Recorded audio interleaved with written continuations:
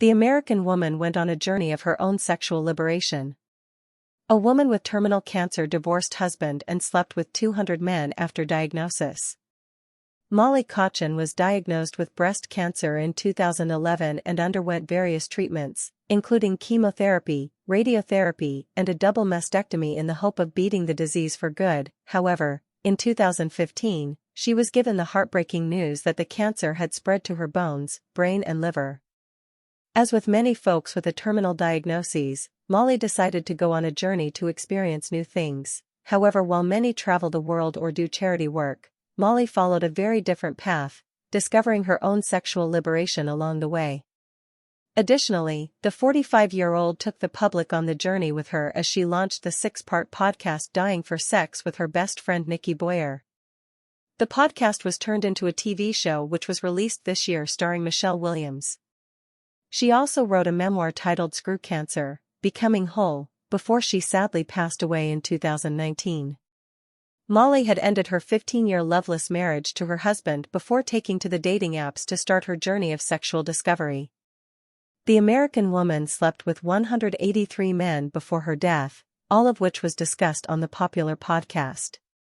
Speaking about the experience, Molly said, "Sex makes me feel alive, and it's a great distraction from being sick.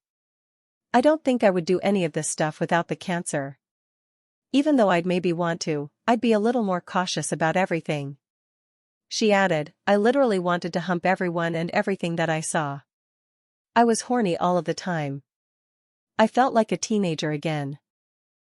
I wish I could cap off the whirlwind hospital story with an amazing tale about a guy who swept me off my feet and made me blush, but my visitor never showed up.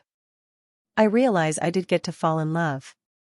I am in love with me."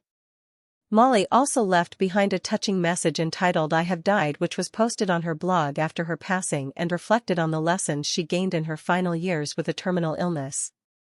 So many people who die, specifically of cancer it seems, write viral letters about embracing life. Eat an avocado every day. Tell your mean neighbor his lawn looks nice. Don't hesitate, quit your job, go to Bora Bora.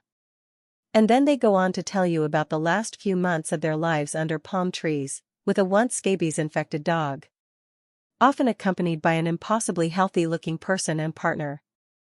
I don't have those kinds of life lessons to share. I know what I did at the end of my life. I know what brought me joy, she wrote.